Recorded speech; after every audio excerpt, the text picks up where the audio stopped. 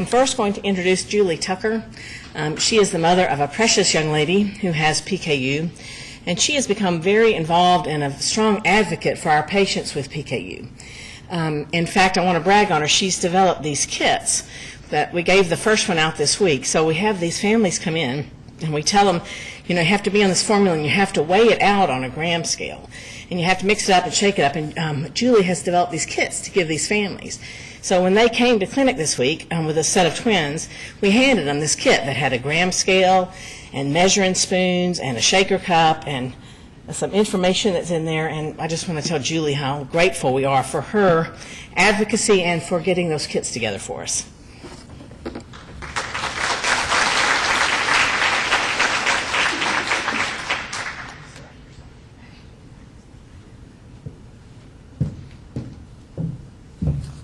Good afternoon. It's an honor to be here today to share our story with you, and I want to thank Dr. Rutledge and Sureisha and Rachel and everyone that worked to put the conference together today and invited me to be a part of it.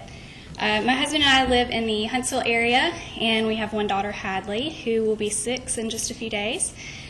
She's in first grade this year, and she loves animals, especially horses, drawing and singing. Basically, if she's not singing, something is wrong.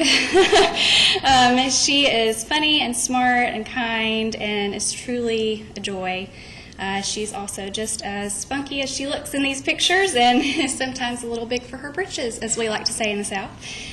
In 2011, Hadley was born, and she was perfect. The pregnancy and birth went very smoothly. She was eating well, sleeping well, so we had no idea that anything could be wrong. My husband was planning to go back to work. We were getting in a routine. Everything was fine. And then all of a sudden, it wasn't fine. When Hadley was 9 days old, I received a call from the newborn screening coordinator at UAB, and she told me that Hadley tested positive for PKU, and we needed to come to UAB the next day.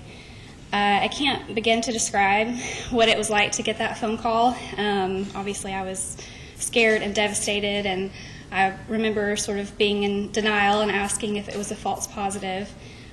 I just couldn't believe that this healthy child with no family history of anything serious could have a disorder like this. We were in the unique position of knowing an adult with PKU before Hadley was even born, so I had at least heard of it, which is more than most people can say when they get this diagnosis. This was a friend of ours who was married and had a job and was, overall a healthy person. So I sort of knew in the back of my mind that Hadley would be okay. I just didn't know how we were going to get there. So the next day was a whirlwind of driving to UAB, getting blood work done at the hospital, then rushing over to the clinic to meet our team. And I remember bits and pieces of the day, but overall it's a blur. I mainly remember feeling scared and overwhelmed, but just numb at the same time. It was just so much process. I was overwhelmed with all the information that I got, but I was so thankful that they didn't rush us, and they really took their time with us at the clinic, and that really meant a lot to me. And I still get emotional to this day when I think of what Dr. Rutledge told me that day. She said, you have to grieve about this before you can get to a place where you can say, okay, I can do this. And, a lot of people, they have good intentions, but they tell you, oh, it could be so much worse, or, oh, cheer up, it'll be fine. And, Dr. Rutledge gave me permission to be sad, and that's really what I needed to hear at that moment. I am so thankful for the team at UAB, and after hearing stories from other PKU families around the country, I truly believe we had the best diagnostic experience that we could have asked for. Many times the pediatrician's office is the one that calls a family after a positive newborn screen, and unfortunately they aren't always able to give the families all the information that they need at that time. And of course there's the issue of calling it the PKU test, which it may be a different disorder entirely. I can imagine thinking your child has one disorder and then it turns out to be a completely different one. So I'd like to share a little bit about our daily life managing PKU. Every day Hadley gets a certain allowance of milligrams of Phe, and everything she eats has to be weighed and calculated.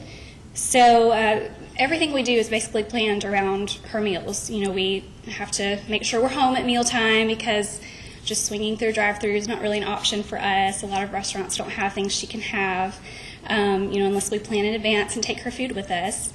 Travel is difficult because we have to make sure we have all of her food and formula with us. We have to be extra careful about sickness because that can cause her feed levels to go up. And the most important part of her daily diet is her formula. She gets a specific amount of formula each day, and we have to make sure she drinks it all, which can be difficult with a child who wants to get up and go play and sing instead of drink. We also do finger sticks at home every couple of weeks to check her blood Phe levels and make sure they stay within the normal range. Thankfully, Hadley does great with these, and she's to the point now where she's able to understand why we do them. So our dietitian gets these levels each week and calls me with the result, and we make any changes to her diet or formula that we need to. And I just want to take a moment to say that we are so grateful that the lab here in Alabama is willing to do these blood levels on the lab slips. It's a huge blessing to the families. Without this service, we personally would have to drive about 2 hours to go to the hospital, get a full blood draw, which is very traumatic to everyone involved, pay a very high copay, and so you can imagine having to do this so often would be a huge financial burden on the families, in addition to the cost of food and formula. So thank you for doing that for us. As Hadley gets older, we share more and more specific information with her about her diet, and she constantly amazes me at how much she comprehends about her low-protein diet and her maturity and responsibility about it. She's well aware of the foods she can and cannot have, and will typically err on the side of caution if she's not sure. Even with all the restrictions, her diet is incredibly varied. Some of her favorite foods are spaghetti squash and avocados, which you can't say that for most 5-year-olds.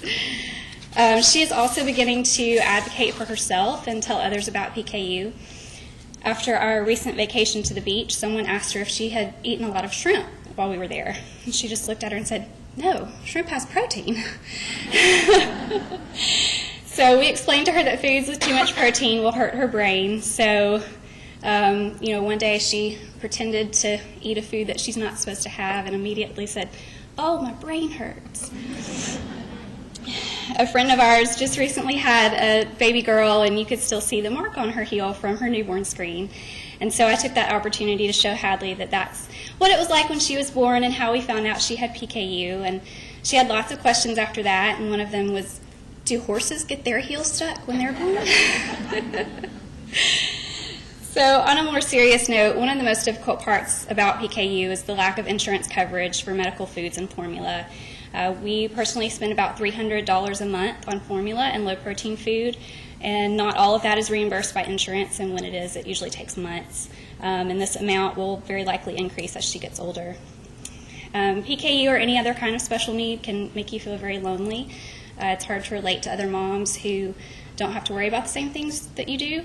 Our family is so very blessed with friends who go out of their way to make Hadley feel included.